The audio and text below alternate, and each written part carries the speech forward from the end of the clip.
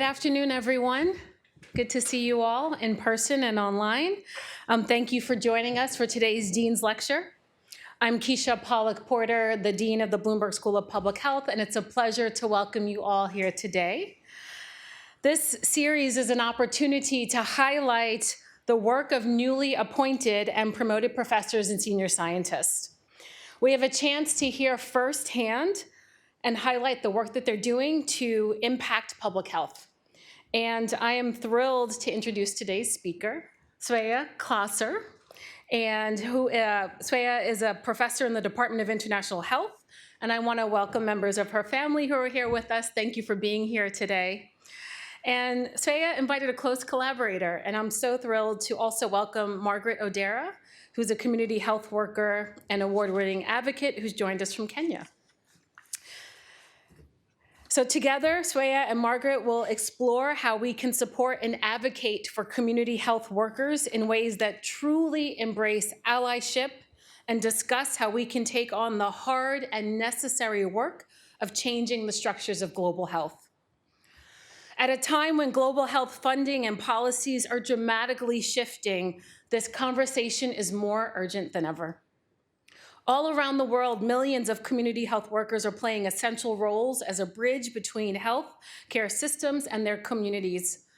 These workers, the majority of them are women, often serve as driving forces in immunization campaigns, infectious disease surveillance, maternal care, and more. And many receive little or no compensation. I'm grateful for a chance to hear from Svea and Margaret about a better path forward, and let me take a moment to introduce them both. First, Svea. With a PhD in medical anthropology, she strives to understand how social, cultural, and political forces shape health and illness, providing insights on how we can make healthcare effective for different cultures and communities. This is complex work that requires a deep commitment to communication, respect, transparency, humility, and building shared goals across differences. Her research and fieldwork, which I've learned a lot about in preparing for today, is dynamic and wide-ranging. I'm so impressed. Svea has explored why our polio eradication efforts have fallen short. She's helped us to understand the experiences of Johns Hopkins frontline workers during COVID-19. And she has advanced strategies for building robust systems of primary health care around the world. She successfully led multi-country, multi-million-dollar research projects that bring together ministries of health and multilateral organizations like WHO and UNICEF, as well as community representatives and organizations. Throughout a long and varied career, Svea's commitment to the rights of community health workers, including pay and safety, has been a constant. She has gone above and beyond to connect with workers in the field and use her influence to help tell their stories. In just the past few years, Svea has guided the creation of WHO's competency-based training framework for community health workers. And she's also participated in WHO's efforts to document labor practices for community health workers globally. In addition to all of this, she's a devoted teacher and mentor. Students have described her class as transformative, a space where they can question assumptions and examine power and methods more critically. We are so grateful for all that she has done for the school and the field, and we are thrilled that Svea has also invited Margaret to join her today. Margaret is a dedicated community health worker who has made an extraordinary impact as a mentor mother. Mentor mothers are trained community health workers who are themselves HIV positive.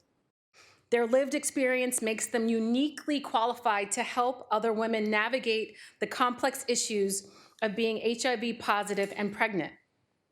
This powerful model for care is used in countries throughout sub-Saharan Africa. In fact, years ago, a mentor mother cared for Margaret during a deeply difficult period in her life that she shared. And today, Margaret has 3 HIV-negative sons. Inspired by that experience, Margaret pursued the same calling and now does that same life-changing work for women in Kenya. Working through a local hospital, Margaret has helped hundreds of HIV-positive women in her community to deliver and raise children free of HIV. Her personal goal is to fully eradicate mother-to-child transmission of the virus. Margaret has also become a champion for workers like herself to be recognized and paid for their essential roles in healthcare. In Kenya, she was the driving force behind a National Association of Community Health Workers, convening them on WhatsApp to advocate for their rights. She received the Community Health Champion Award from IntraHealth International and a Heroine of Health Award from the Women in Global Health Group, among other honors. She continues to be a voice for much needed change. I'm so grateful for the opportunity to hear today from Margaret and Svea about how we can better support community health workers and sustain the vital role they play in building a healthier, more just world. Svea and Margaret, I turn it over to you both. Thank you so much.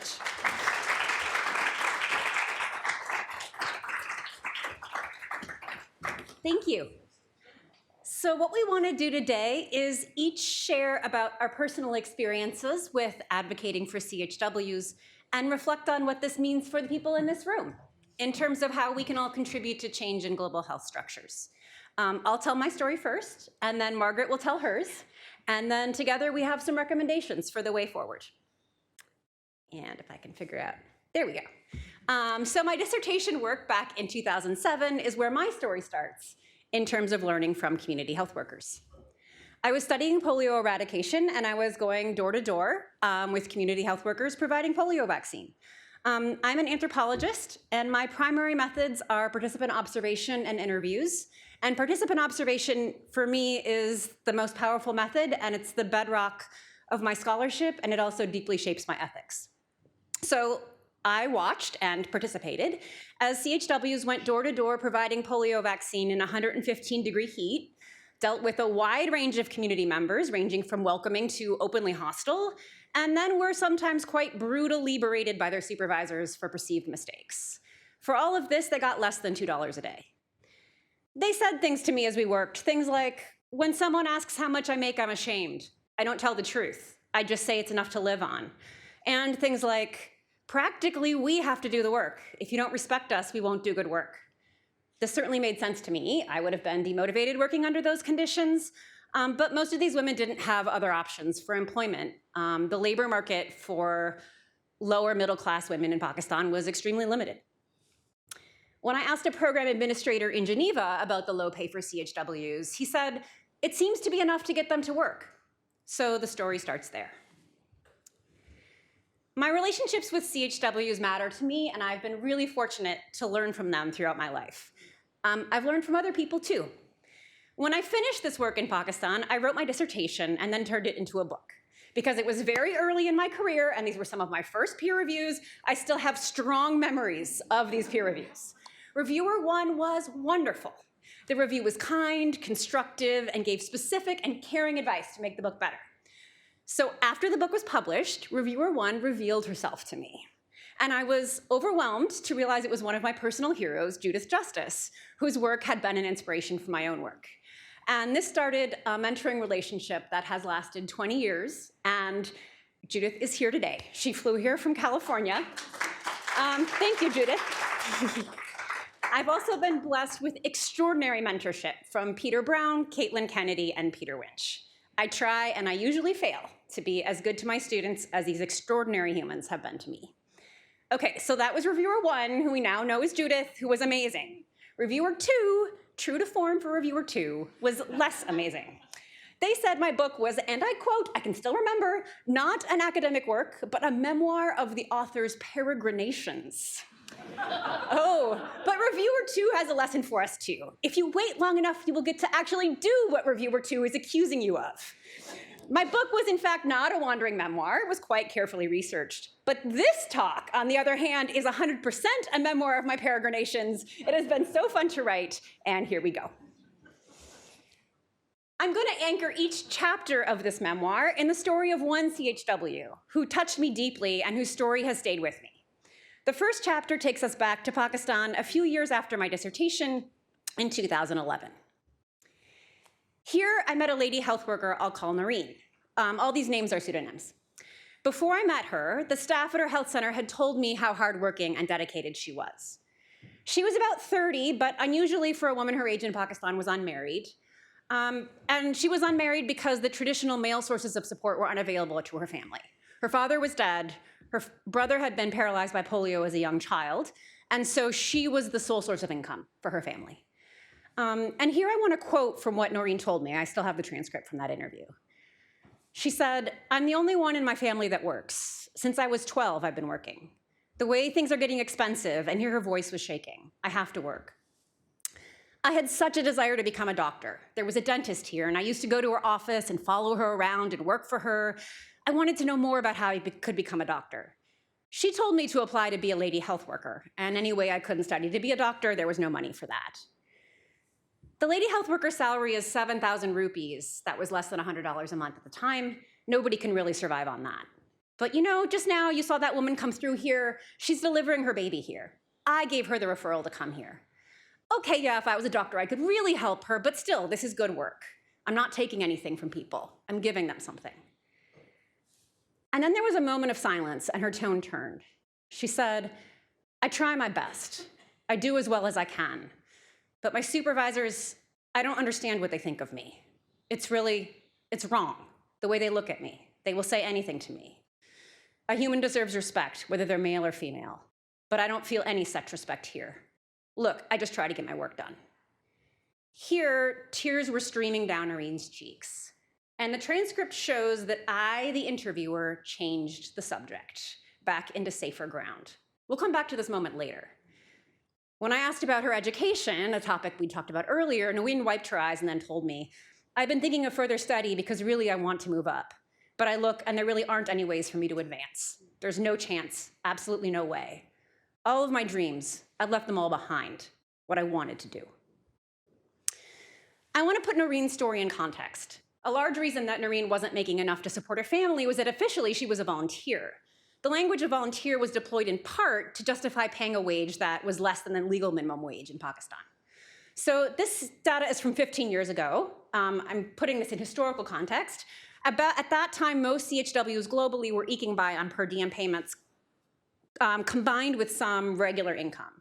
So across the world, CHWs were getting somewhere between $10 and $100 a month as monthly pay, and then they were supplementing that with per diem pay. This one is just from polio, but often these per diem days could add up to as much as 100 days a year, and you get a couple dollars, $1 or $2 in per diem payments. And combining those things, they were trying to make things work.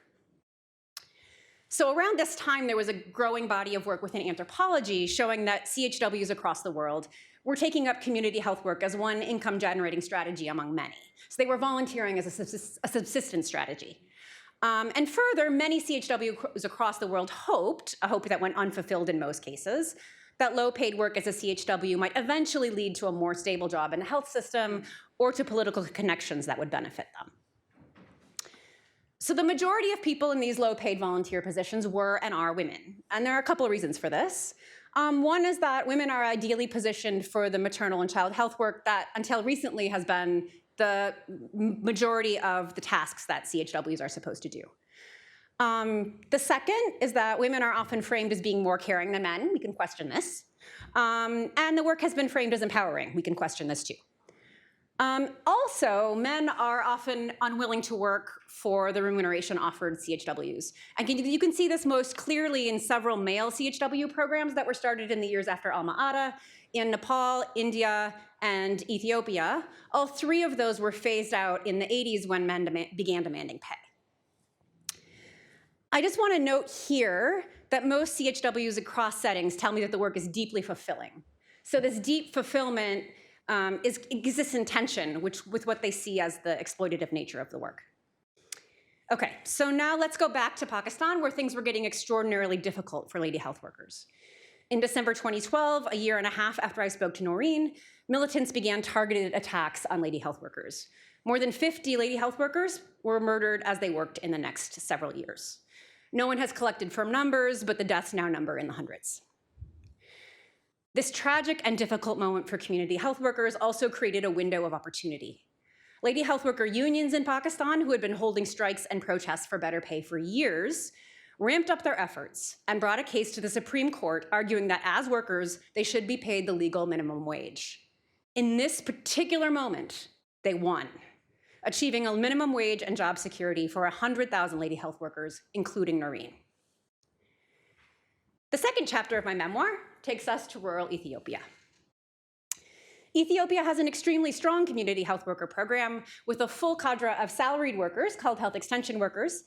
It also has a number of volunteers. So the woman I want to talk about today, I'm calling Eleni, and she is a volunteer. She was in her 20s, and she's completely bubbly, bright, sparkling, effervescent presence. And her path to being a volunteer came from an extremely difficult personal history. She had a brutally abusive marriage that started under extremely difficult circumstances. And with the help of the government, she had gotten a restraining order and a divorce. And this was unbelievably meaningful to her, and she wanted to help others by becoming a volunteer community health worker.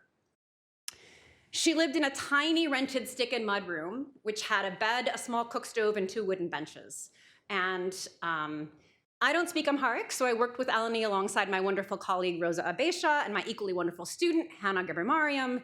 And when we spent the night at Eleni's house, we were covered from the neck down in welts from bedbug bites. And the men who lived next door yelled questions at Eleni drunkenly through the walls all night long. Eleni said she was glad to work as a volunteer. She would rather help my community instead of sit around all day. She was very energetic, promoting literacy and health awareness.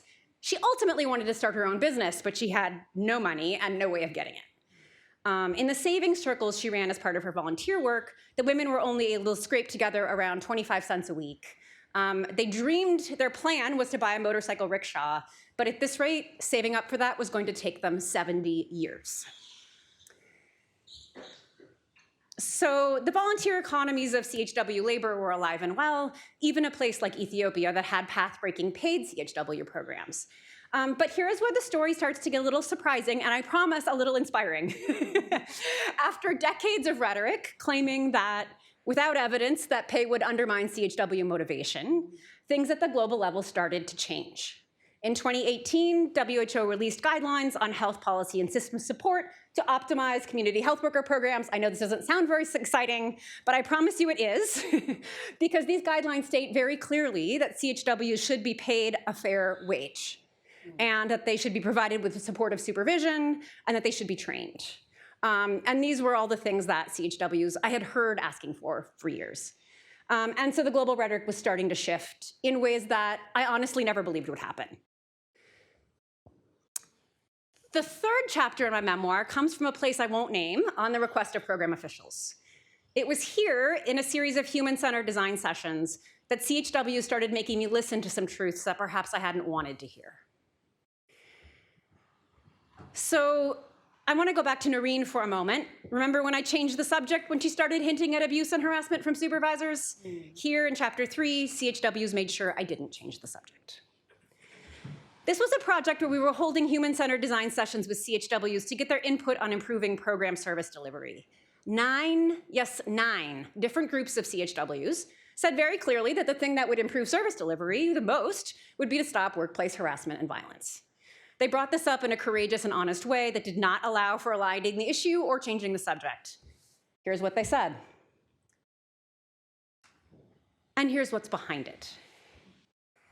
CHW said that the same hierarchies that led to non-sexual harassment, for example, being expected to clean everyone else's dishes in the health center, created the opportunity for sexual harassment and violence as well.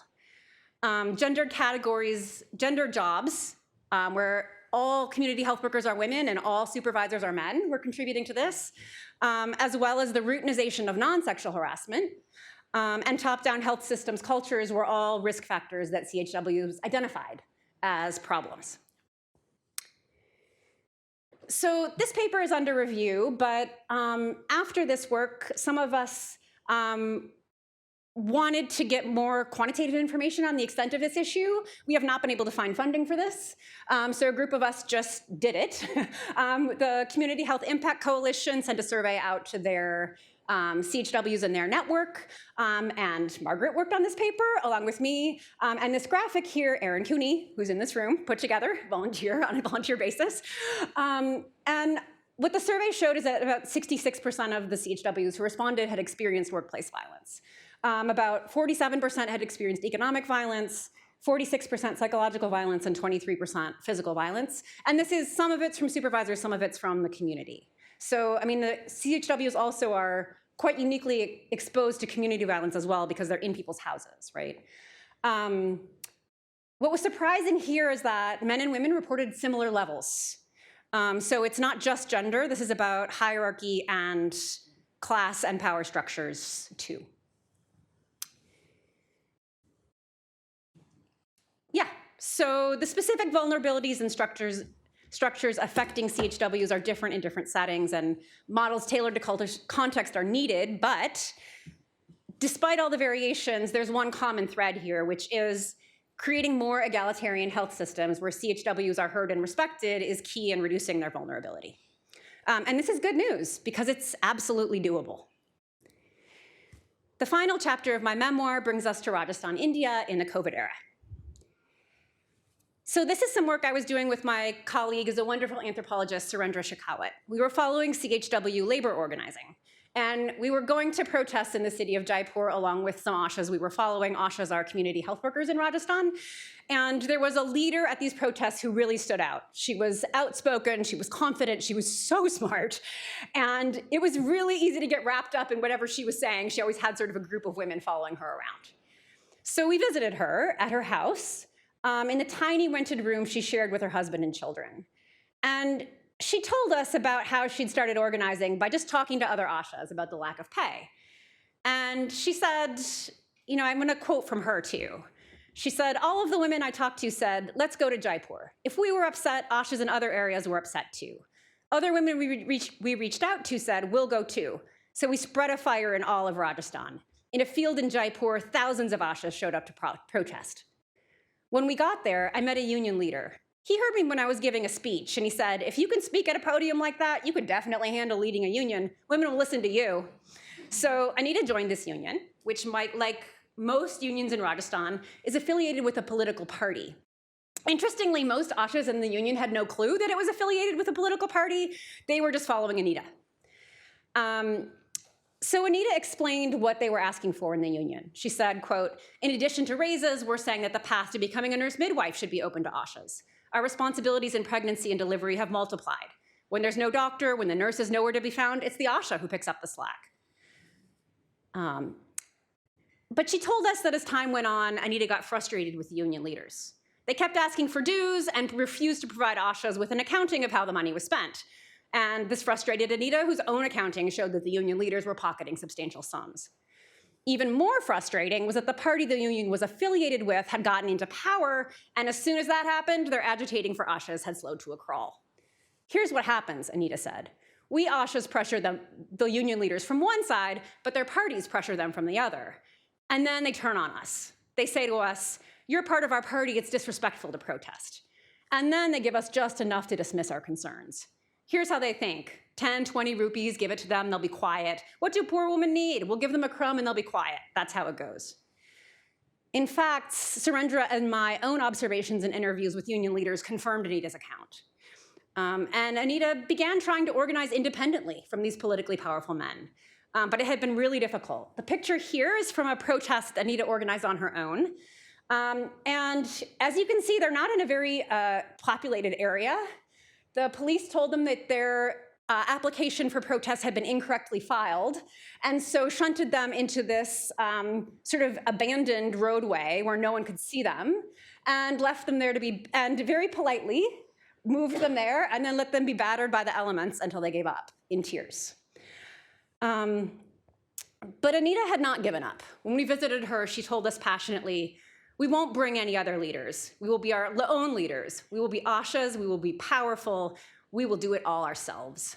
At home, we ASHAs may not be anything, but we are learning about our own power outside. We are ready to bring back the moon and the stars. So the Rajasthan story illustrates that even the most dedicated, intelligent, and motivated CHWs can struggle to achieve gains through organizing. But there are CHWs across the world working to push this forward. And one of them is Margaret Odera. And I'm so thrilled that Margaret is here to join us today and to tell her story next. So thank you, Margaret. Yeah, thank you so much, all of you. I'm very much honored to be here. I feel very much honored. My journey as a community health worker started in the year February 6, 2006, when I was diagnosed of HIV. And right then, I got so desperate and I ran straight to a church that was so popular, whose pastor was known to pray for the people with HIV and healing them. And I was prayed for. But 3 months down the line, I came to realize after testing that I'm still HIV positive. I went back to that pastor and told that pastor that I'm not healed. And that pastor told me to come the next Sunday so that he may pray for me again. So the next Sunday, I went to that church. And in the church of a capacity of 2,000 people, 99% of them HIV positive. The pastor called me in front. And that day, I was so happy because I knew that I will get my healing that day. So when I came in front, the pastor looked at the congregation and pointed at me and said, "You see this girl? These are the people that are disappointing our names. They are out there because they lack faith." And then he said, "Margaret, the Lord is telling me that you only have 2 weeks to live." And then he told me, "Ebu toka tuonane mortuary." In Kiswahili, it means, "Get out, see you at the mortuary." By that time, I was so tired, I lacked balance. And when I looked at the faces of the people, I could see them cry. But that day, I did not cry. My eyes were very dry, maybe because I had cried enough. I went out of that door, telling myself that I will not die, but I will live. On my way out, there was a swamp that when the people who are HIV positive were cast, were throwing themselves in that swamp and commit suicide. I walked past that swamp, and I came across people who were saying, "Rotten blood is passing." And some were saying, "We are about to have a funeral," because I was so weak, and I staggered up to my small 10 by 10 home. Reaching home, I knelt down and I told God that if this is your will, God, please give me another chance. And that time, I spent most of my time sleeping in my room. So days passed into weeks, and weeks passed into months. And I had totally disconnected myself from people and from my family. Then one day, I had a knock on my door. And opening the door was standing a woman, slightly taller than me, having a green t-shirt, written here, HIV positive. I hated that t-shirt. And that woman told me, "My name is Dorolex, and I am a community health worker, and I am HIV positive. And I saw you being chased out of the church. I want us to talk woman to woman." I let her in, and after 5 minutes of conversation, she left. But from that day, she was coming time after time. I hated her because that particular t-shirt is the one that she was coming with. So I moved from one house to another just to avoid her services. But she could find out where I was staying and still coming to convince me to go to hospital.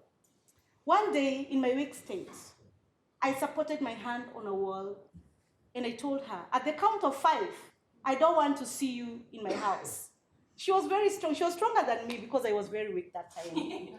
And she told me, "Margaret, hautakufa nikikuangalia," which means, "Margaret, I will not watch you die."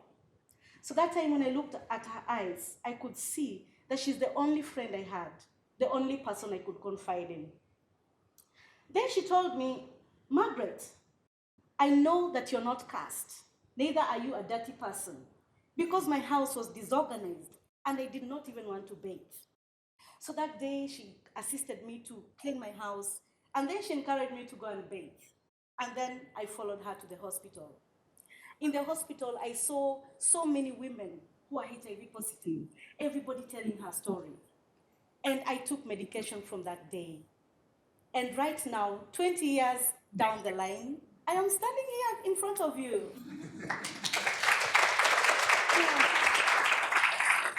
I am a proud mother of 3 HIV-negative sons, and my husband is also HIV-negative. Now I do the same to my community. I save lives just the way my life was saved. Now, this is the power of the community health workers. We not only give medicine to the community, but we offer psychosocial support so that we may have a community that is mentally and physically stable. Community health workers in Africa have been able to reach 17 million mothers, including me as a beneficiary, in the eradication of mother-to-child transmission of HIV. Next slide, please. Yeah. So when I was in this field, I was wondering, why are the community health workers not paid? Why are we not given minimum wages just like doctors and nurses? And I came to realize, looking around, that 70% of the community health workers in Kenya are women.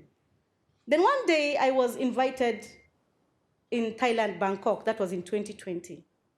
And when I went there, I went to tell my story as a HIV positive woman. So looking around, I did not see any community health worker. And one of the major topics that were being discussed there was about community health workers. And they were saying, oh, community health workers play a critical role in making sure that we have global health security.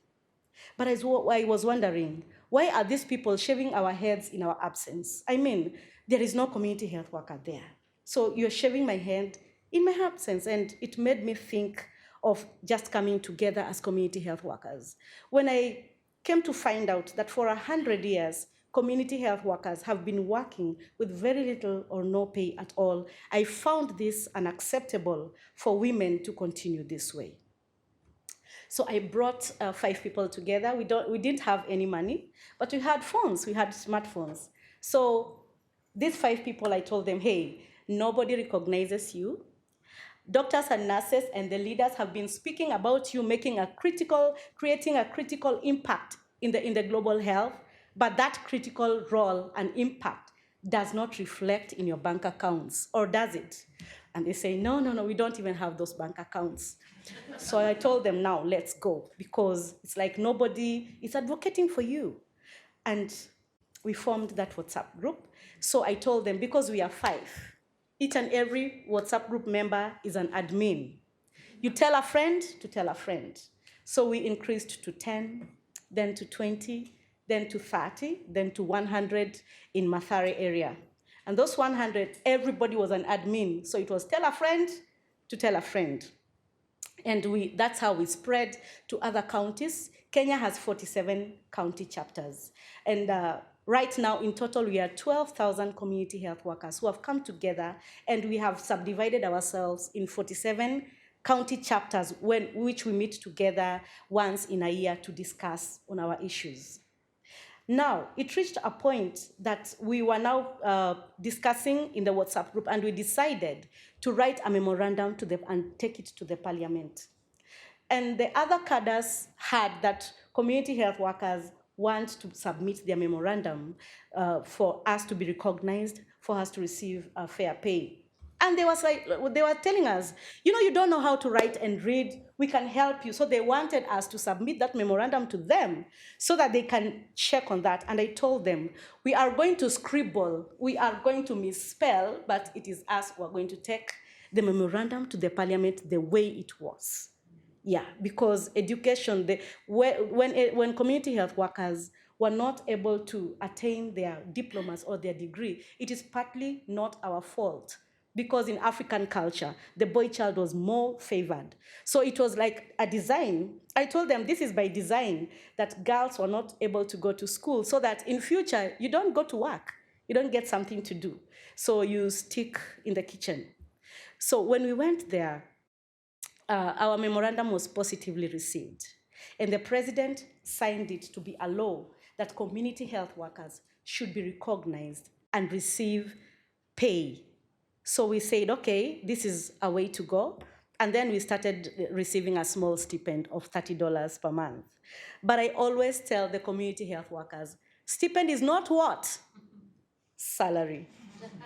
Yeah, stipend is not salary. Because if discussions in the boardroom says that community health workers play a critical role, and this critical role is not reflecting in our bank accounts. $30 does not reflect the critical role that we play.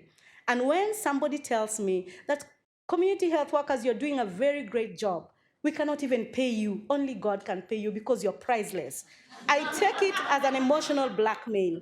And it happens every Mother's Day. Oh, Mama, you are so good, you're priceless, you cannot pay me. I always tell my husband, don't tell me that. Give me the flour with money. I need this money to take care of myself. And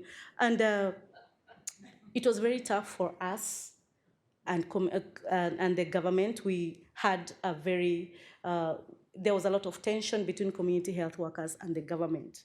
And somebody told me that, Margaret, now you're going to be sacked. And I asked that person, who has employed me anyway?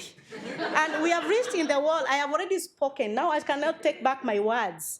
Now who is going to, you'll sack me, but I'll continue doing this in my community. And it reached a point that all the community health workers accepted that we should build a movement in Kenya. We have continued building this movement, courtesy of Community Health Impact Coalition. They have been our partners and they are helping us. And right now this movement has gone across Africa with 25 countries included in the association. Next slide, please.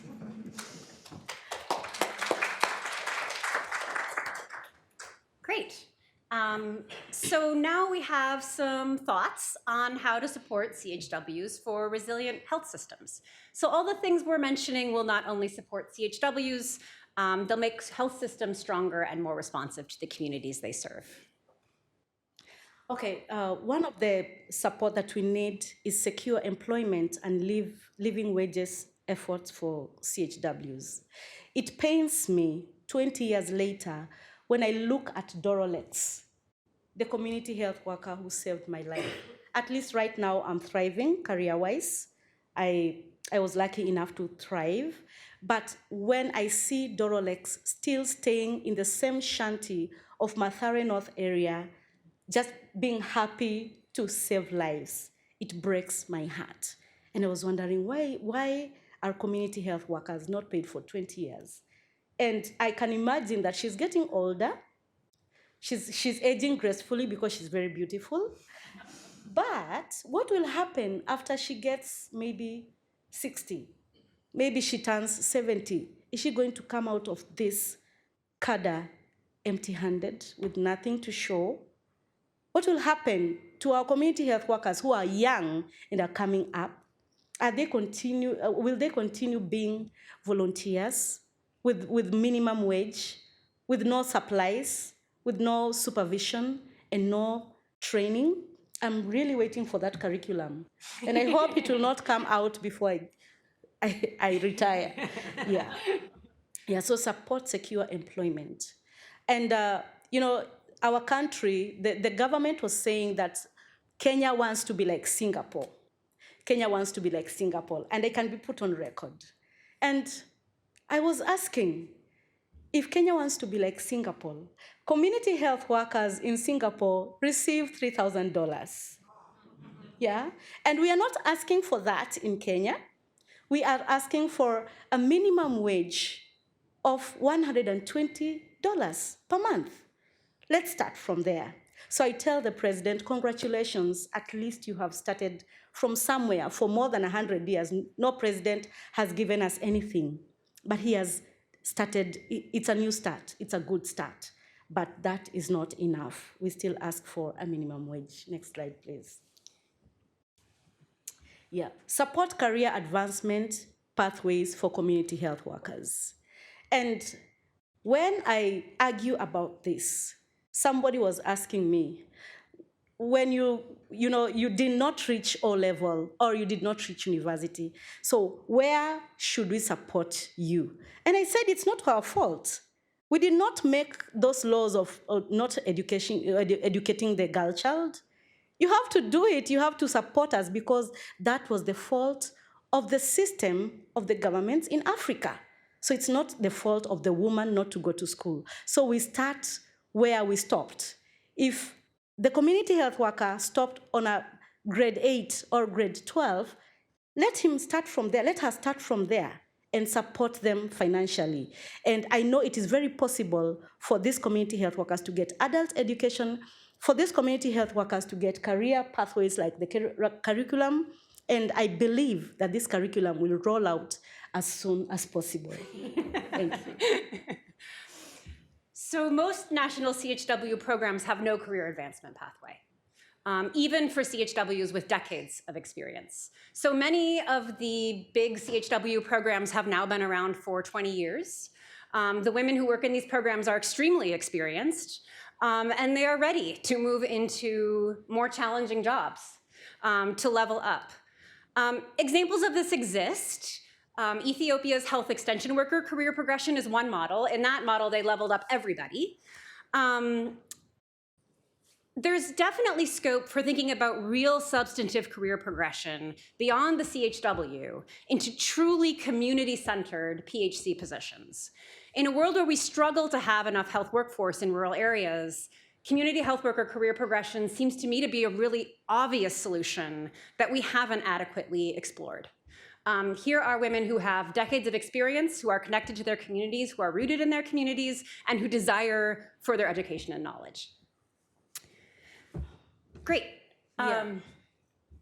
Yes, let us create and support robust operational structure to protect community health workers from harassment and exploitation, the way Svea made it to be listened to. Then, okay. Yeah, so I can do this one? Yeah, sure. Okay. So CHWs know what is needed, and this is what they've said. They want official status and protections as health workers. This is getting a little repetitive, I realize. Spaces to discuss workplace harassment confidentially and openly. I mean, this is all pretty basic HR stuff, right? But it doesn't exist in most CHW programs.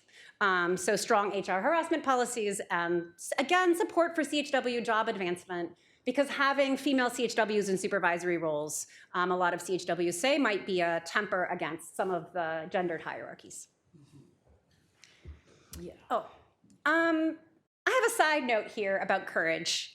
We who have power and voice, and that includes pretty much everybody in this room, I think have a responsibility to call things out when the people who are calling things out are being silenced. And we have a deep responsibility to use our power and our voice carefully and responsibly. Times are hard. It's normal to feel cautious. But I have consistently been surprised over the course of my career by the extent to which being courageous, carefully and honestly and with care and concern, has not only not come back to bite me, but has led to the kind of coalitions that I am watching create change right in front of my eyes. And I'm consistently amazed to get to be a part of that. So that's my side note. Yeah. Let us support community health workers associations, because these associations are the only way that community health workers' voices are going to be heard.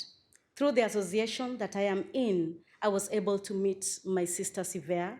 Through the association that I am in, I was able to meet Dr. Madeleine Ballard. So, and through her, we were able to be trained on how to advocate for our pay, for our salaried, supplied, trained, and supervised community health worker. So support the community health workers associations. We can be supported by facilitating funding, connect community health workers with powerful allies like the ones who are sitting here. Support legal strengthening for community health workers association. Like most of the time, in Kenya, we only have the CHS bill, Community Health Services Bill, which is an act, and it is not a legislature. But if we don't have legislatures as community health worker, we can be put in a fragile situation because we cannot protect ourselves. When we cannot sue when we have been wronged, we cannot sue. When we are sued, we cannot be protected. And then we support the movement building, not just service delivery, but support us to move and to build the health workforce back better. Nothing about community health workers without community health workers. I believe that you have heard of that word, nothing about community health workers without community health workers. But this keeps me thinking. A couple of weeks ago, I was invited to attend the Africa Union Summit by the Africa CDC. So I attended in person. But funny enough, the main topic, again, was about the community health worker. And the president of Nigeria said how community health workers are doing a great job. I don't know how he knew that. Maybe because he hears, and ministers spoke, but community health workers never was given a chance. I was not given a chance to speak. And it is very unfortunate because most of these discussions end in boardrooms. Like in the United Nations General Assembly, it's like every year we have annual general meetings in boardrooms, but it ends there.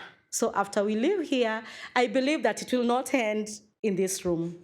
It will continue, and we need to see results. So we need to have community health workers speaking where they are involved, where they are, people are sitting to discuss about them. It is very important for community health workers also to be given a seat at the table to speak about themselves, because we know where it hurts.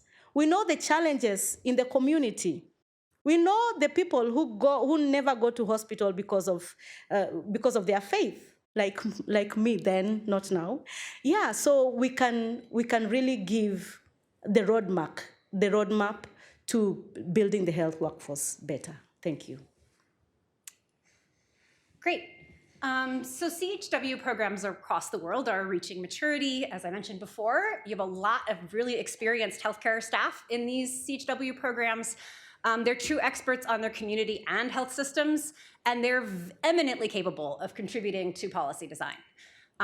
So in one project we did in Pakistan showed here, CHWs super easily generated detailed implementable policy proposals, much more implementable than anything I could have come up with.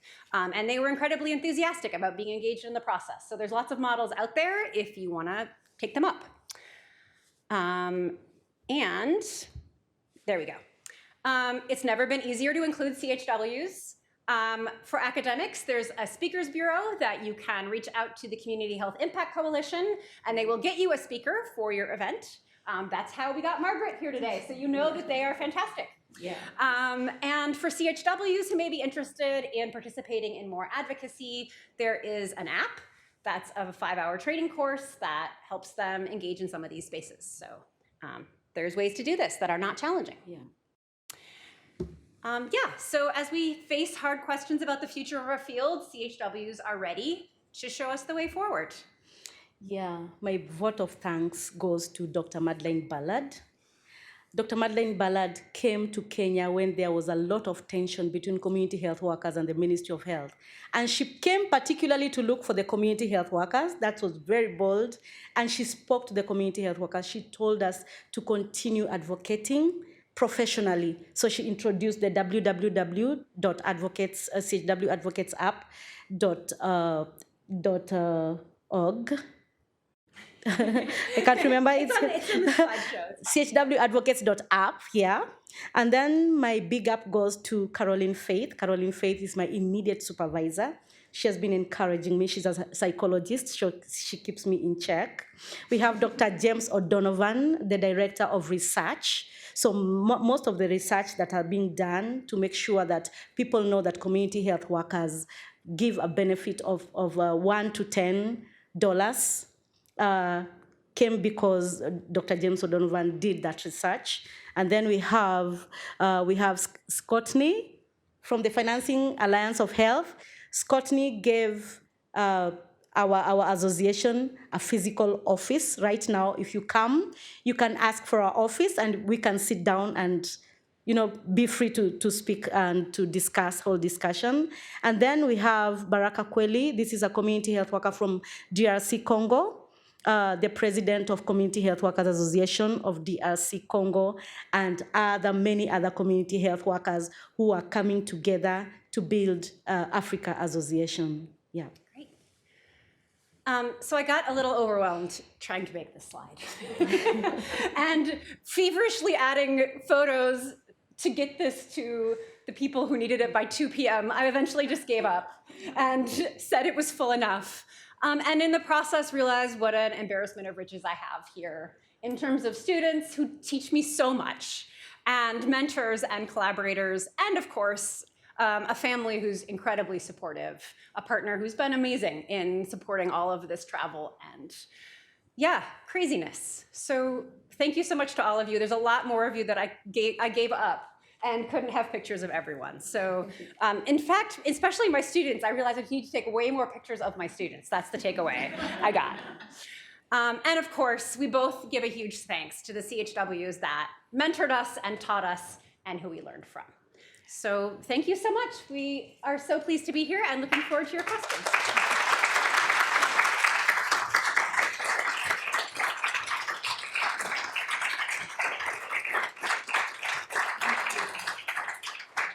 Thank you so much, Svea and Margaret, for a wonderful talk. We'll save the chat. There's so much love going on in the chat the whole time from around the world. I've just been watching. People are around the world watching this talk today. We'll have some time for questions. I just want to say thank you for the gift you both gave us today. I truly believe you've given us a gift of the stories and the powerful work you've both been engaged in. And Margaret, I had the privilege of being at Goalkeepers in the fall and heard you tell your story then, and just equally powerful to hear you say it again today. Thank you. Thank you so much. Let's see if time for questions, comments from the audience. Anybody, please raise your hand. And we're also looking online to take questions as well. Yeah, we'll start right here. Thank you. Thank you. Again, I echo the sentiments on the wonderful talk. I was wondering if either of you could speak to kind of the added roles and responsibilities that have continued to be piled onto community health workers. You know, it started with maternal and child health, but I think we've seen that grow over time and what effect that has had. Yeah, I mean, Margaret, I'm sure, has thoughts. What I hear again and again from community health workers is like, this is a job, right? Mm-hmm. And so it's not so much, I don't hear a lot of complaining about the extra tasks. I hear complaining about the mismatch between the tasks and the idea that this could be done part-time, right? So I think what I hear largely is not, don't give us more work, but it's like, okay, if this is the workload, then let's create a job description that makes sense given this workload, and let's actually turn it into what it is. That's mostly what I've been hearing. I don't know what, if you, yeah. Community health workers in Kenya man 100 households within an area where we stay, and our job entails mobilizations, sensitizations, referrals, linkages, and follow-up. We work along those 5 areas, and I think when we get what can I say? When we get these jobs put in a job description in the right way, I think it is not, for community health workers, we don't think that it is too much work. We think that because we are creating a positive impact in the community, it is a job that should be matched with compensation. If we are creating a critical, we are creating a positive impact in the community, should be matched with compensation. But I think, according to me, that community health workers are not overworked. They are underpaid. That is it. They are either underpaid or no paid at all. We are not overworking. The thing is, the idea is being underpaid for the work that we do. Yeah, thank you.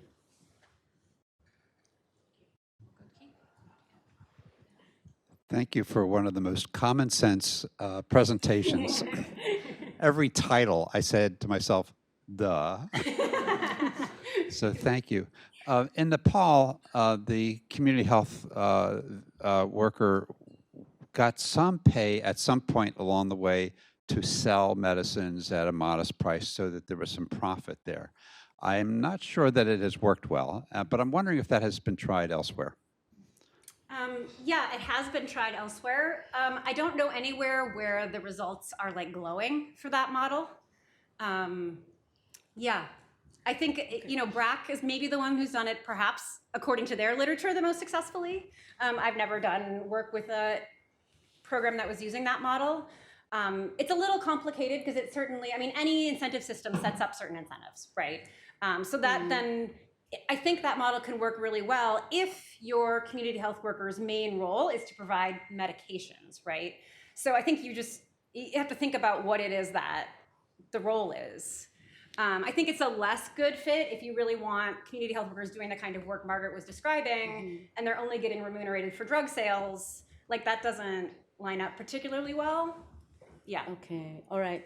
In Kenya, we have not been able to have that kind of a system of community health worker being maybe salesmen or selling drugs. But because we work hand in hand with the Ministry of Health, but we have been able to work with DIMAGI, that is as an organization, as the association itself. We have been able to work with DIMAGI for vitamin A and dewormers, which were provided by the government itself. So I have no idea on that because we have never been Salespeople, yeah. Yeah. Great. We'll take a question online and then come back to the room. Asta, your hand's up. Thank you. I put it in the chat, but I think this was one of the best presentations that I've ever seen. So thank you. Thank you for sharing the power, for decolonializing public health, and for bringing the voices that matter. So thank you very much. That is my first comment. One of the other things that I've been thinking about since morning has been this sense of the gendered aspects of volunteer culture.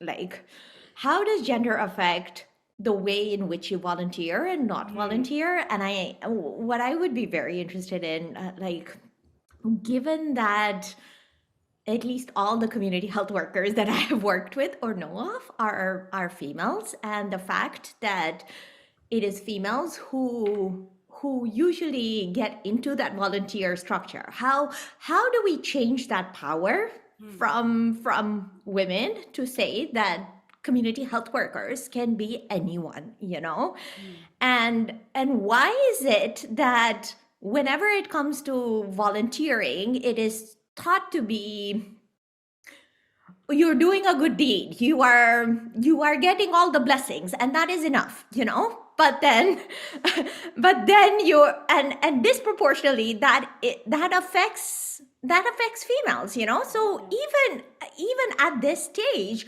when I am entering some of these volunteer positions, all I'm seeing are females, So not even at the not even at the community health level, like much higher up. And I would really like, and even the harassment piece that you brought out, and the organizational harassment that you face with the different hierarchies. How can we come together to address these things and make sure that people realize what it means to have universal healthcare, one, and two, saying that these professions don't need to be disproportionately women. And if they are women, that does not mean that they can work for free, And then lastly, I think it's been just listening to you and learning from you. One of the other things that I did want to ask, like Margaret, was how have you engaged with government? Like you say you're talking with Ministry of Health, but again, the people who are in that position of power are men disproportionately. Yes. Again, I'm from Tanzania, so I know this. Yes. How do you negotiate that power, and how do you work together so that you get something that like makes impact? So I know those are very big questions, but that was just something that was happening, like that I was like processing while you were talking. Thanks so much for those kind comments. I could answer theoretically, but I think it's more interesting to have Margaret's answer. Yeah. Yeah. Okay, it was very tough at first, very, very tough. And most of the women, even in the group, at first when there was tension between community health workers and the government, some community health workers who are women were telling me, Margaret, shut up, shut. And I said, no, I have already spoken, I cannot take it back. And they left the group. A lot of them left the group. But I continued. Now I said, now you're not going to shut my mouth because social media is there. Now I'm going to shout more in the social media because it was just something that was pushing me to do it. I could not rest. And the first time ever, the director of community health, of primary health that time, Dr. Uma Oluga, called me and told me, I hear you're the one who is inciting people. So he actually called me on phone and I told him, I want to meet you face to face. You tell me that in my face when I'm looking at your eyes. And he said, okay, come to my office around 10. He gave me a date in the office. So I took 3 ladies and 2 guys. One of them is Sheringham Owiti, who is there, the Secretary General of our association. And then we had Josephine and Janet, and we went. And we sat down. And I told him, and we started speaking. We gave him documents. We just wanted fair pay. We are not anti-government, but we are just advocating for fair pay. And I told him, remember, you also you prepared strikes for the doctors. You were one of the people who were, lobbying for fair pay for the doctors, because I know he's a very, very vicious advocate. And I reminded him on what he did, and I told him, you are the person who can help us to do this, given that 70% of us are women. And he's the one who helped us take that document to the parliament. We did have to argue, but we just put our issues on the table and say, hey, it's like this. Just imagine your relative is a community health worker. And one of our governors, called Governor Sakaja, his mother was a community health worker. So he knows the pain. So we started reminding them of these things, that community health workers can be anybody's mother, anybody's sister, anybody's, daughter. And would you be happy when your daughter is working with minimum wage? Because you're a father. These men who are there, we remind them that they are fathers, they are husbands, and they are brothers. And the people who are working, we are their sisters, we are their families. And with that, our president has goodwill for community health workers. And with time, they started inviting me to the Council of Governors meetings. So when I was going there, I was just speaking at it as it is. Like last year, I went for the Council of Governors meeting. And also, the influence of Community Health Impact Coalition, Dr. Madeleine Ballard, who has really influenced platforms, given me platforms all over. And when the government sees Margaret is representing community health workers at the United Nations General Assembly, it has communicated positively to the government. So that is how we have been able to sit at the negotiating table with the government. And even the president says, these women deserves better pay. So there are discussions around this. So I believe that it's going to be better. It is better than yesterday. Today is better than yesterday, and it's going to be better tomorrow. Yeah. Yeah.